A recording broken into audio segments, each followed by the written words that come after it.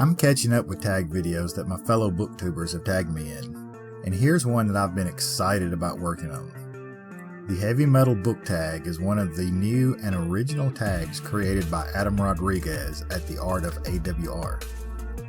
He has a crazy personality, and at the same time super down to earth.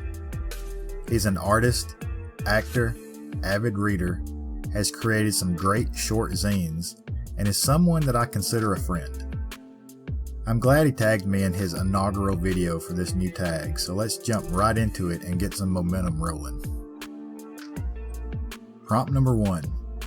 The vocals will liquefy your brain. Name a book where you particularly love the narrator's voice or point of view. Also, name one of your favorite singers. It does not have to be a metal singer. I'm going to have to go with Call of the Wild by Jack London. This was the book that, as a kid, blew my mind and started my love for reading. The point of view in the book is from a dog, Buck, and his adventures from being stolen from the streets of California all the way to the Arctic North and becoming a sled dog.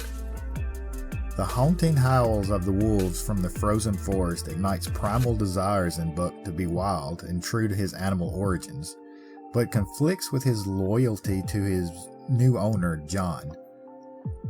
I remember thinking how bizarre it was that the point of view was from a dog, but not in a children's book kind of way.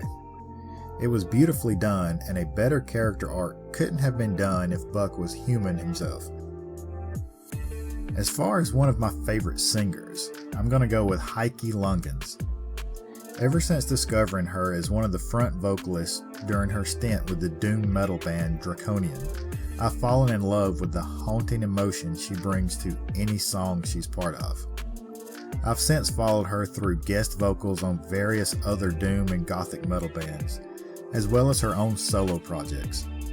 If you've ever wondered how sailors could be hypnotized and consumed by a siren's voice, you only need to listen to anything by Heike, or even Zora Koch from Blackbriar for that matter. Those two voices fit the mythical siren's call perfectly in my mind. Prompt number 2. The guitars are screaming. Name a book where a character plays a stringed instrument of any kind. Although a piano is technically a percussion instrument, it counts as well for this prompt. Also, name one of your favorite guitar players. I'm going to go with A Wisp of a Thing by Alex Bledsoe. This is part 2 of the Tufa novel series. Any and all of these books features music prominently, as it's one of the main sources of the Tufa's magical abilities. In this book particularly, musician Rob Quillian's life is now on the rocks after the death of his girlfriend. A stranger suggests he visits Cloud County, deep in the heart of Appalachia. There he will find a song that will ease his pain. Well, instead of that, he finds the mysterious Tufa people and the magical lifestyles they wield. Now, you would think that Rob would be who I'm referring to here with this prompt, but not so fast. Rockhouse, the elderly, ruthless, overall sorry old bastard of Cloud County, is actually world-renowned for his banjo playing abilities. Partly due to an extra digit on each hand, and partly due to magical abilities. Rockhouse has held the rank of one of the most despised villains I've ever came across in my reading adventures, and the mere mention of his name makes me cringe in disgust. Man, I really need to reread that series and do some proper reviews here. As far as one of my favorite guitar players, that's easily Zakk Wylde. From playing with Ozzy Osbourne to his own solo projects Pride and Glory and Black Label Society, his style stands head and shoulders above most, and even his guest appearances with other groups leave little doubt to who's playing.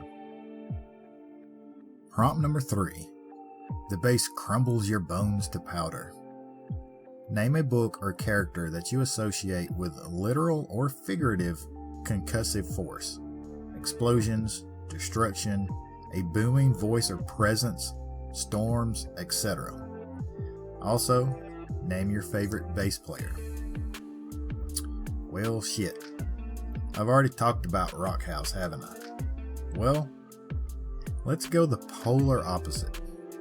We'll stay in the world of the tufa, but Rockhouse's arch rival is Mandalay Harris. You see, the tufa are split into warring factions, Rockhouse leading one and Mandalay leading the other. Think Hatfield and McCoys, but with magical abilities. Now, what makes Mandalay such an overpowering presence is the fact that she carries centuries of magical powers, knowledge, and the spirits of her ancestors within her. And she's a 12-year-old girl. No matter what is going down within Cloud County, everything comes to a screeching halt if Mandalay simply walks across the street. It's truly one of the most bizarre, dynamic characters I've ever come across, and a joy to read. That settles it. It's time to reread this series. For bass players, hands down, it has to be Cliff Burton. The original bass player for Metallica, Cliff was the first bass player I ever saw that played as if he was playing lead guitar. Cliff's style was the main influence of me learning to play bass myself. Prompt number 4. The drums shake your soul to smithereens. Name a book that was so well paced that you burnt through it in no time. Also, name your favorite drummer. Let's go with Bad Alice by Cynthia Lee. That book was well paced and so dark and intriguing that I spent every free moment I had reading it. I actually reread it only after a few months after finishing it. I just had to know if I missed anything. The book takes place in the middle of the Satanic Panic in the 1980s, and a preacher comes to town in order to save them from the devil. In fact, though, his focus seems to be on one person in particular, Alice. And Alice has spent her whole life suffering from strange visions and delusions, on top of living with her seemingly crazy mother. This book spins the chaos of the 1980s with an Alice in Wonderland theme in some of the most imaginative, dark, horror ways possible.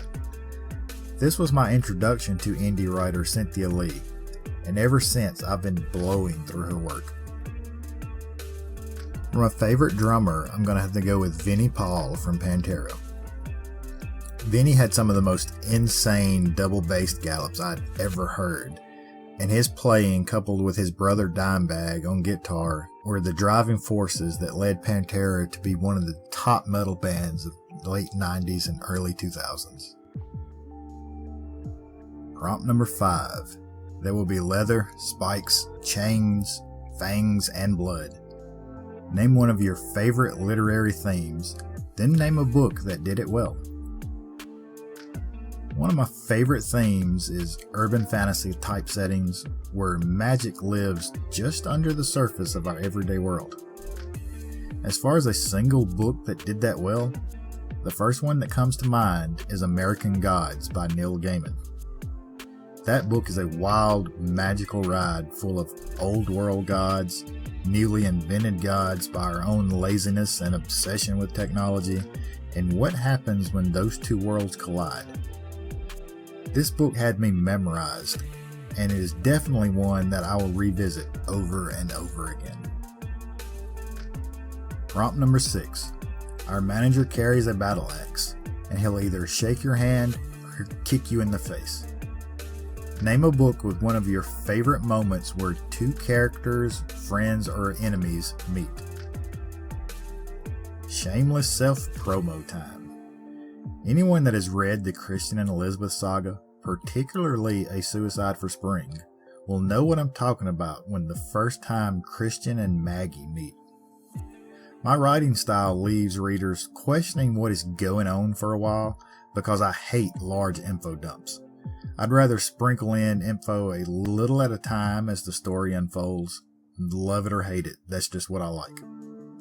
Well, if there was ever a question as to what type of direction things were going, I'd like to think you started getting your ideas when Christian and Maggie meet for the first time at the small wading pond in the forest.